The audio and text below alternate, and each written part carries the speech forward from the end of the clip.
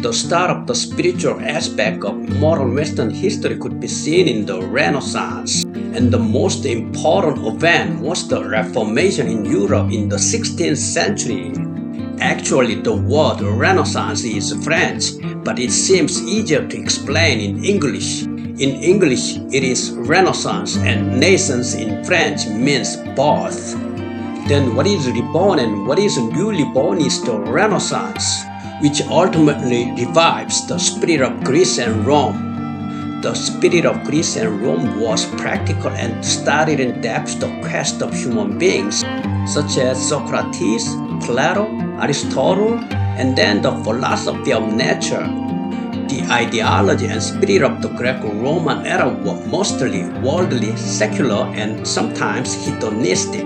So if you put them all together, you could think of it as a humanistic and anthropocentric ideology.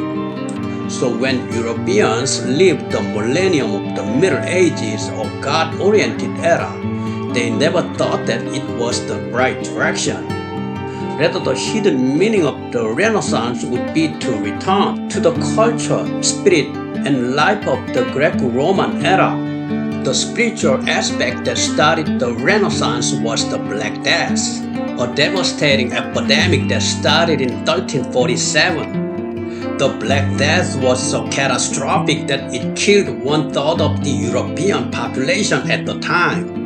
After going through such a catastrophe, there was no choice but to change the way of thinking of people in Europe's religiously faithful society. Even with this level of the coronavirus situation right now, so many experts and futurists are saying that the pre-COVID generation and the post-COVID generation will be totally different. But the story that 1/3 of the European population died during the Black Death would really be strange if the world never changed. The first problem that occurred because the Black Death killed most of the population was the collapse of rural areas. In the Western world, the feudal system and the manor system economy were mainly developed in society.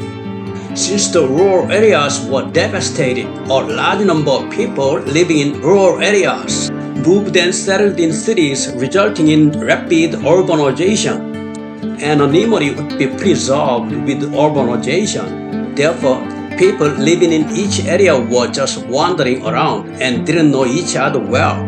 Because anonymity was preserved, people were greatly freed from other people's attention, which provided them a lot of freedom to think. So there is a Western proverb that says that the air of a city makes people free.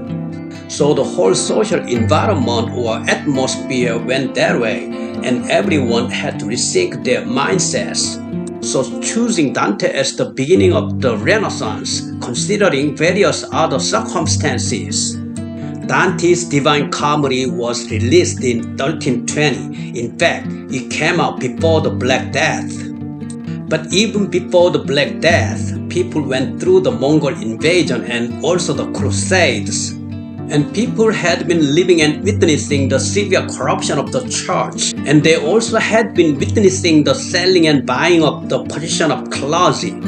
People felt a lot of embarrassment and irritation about the church at the time. And then Dante's Divine Comedy came out. So there is the reason that Dante's Divine Comedy was the starting point of the Renaissance. According to the content of Dante's Divine Comedy, 2 popes were already in hell, and the incumbent pope was waiting in front of the gates of hell. In the Middle Ages, the pope monopolized the interpretation of the Bible, had absolute infallibility universally believed among people, and was the most important figure who could never be wrong.